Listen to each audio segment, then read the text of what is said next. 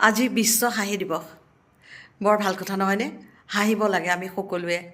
আমাৰ যেতিয়াই মন যায় আমি তেতিয়াই হাঁহিব লাগে। মইতো হাঁহিয়ে থাকোঁ। হাঁহি আমাৰ স্বাস্থ্যৰ কাৰণে বৰ দৰকাৰী। আমাৰ সমাজত হাঁহি থকা মানুহক চঞ্চল বুলি কোৱা হয়, চেলেপু বুলি কোৱা হয় আৰু বিভিন্ন ধৰণে কোৱা হয়। কিন্তু হাঁহিটো আমাৰ স্বাস্থ্যৰ পক্ষে অতি উপকাৰী।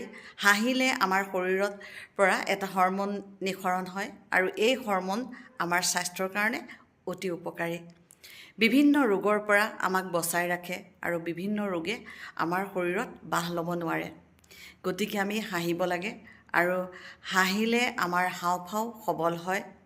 আমাৰ এই মুখমণ্ডলত আমি যেতিয়া জোৰকৈ হাঁহোঁ তেতিয়া আমাৰ ইয়াত ব্লাড চাৰ্কুলেশ্যনটো বাঢ়ি যায়, ফলত আমাৰ মুখৰ যিটো উজ্জ্বলতা সেইটো ধুনীয়া হয়। আপোনালোকে মন কৰিবচোন, যিবিলাক মানুহে খুব জোৰ জোৰকৈ হাঁহি থাকে সেই মানুহবিলাকৰ স্কিনটো খুব ধুনীয়া হয়। আৰু একেবাৰে নহঁহা মানুহবিলাকৰ মুখবোৰ চাবচোন, হাঁহিলে মুখখন সতেজ হৈ থাকে।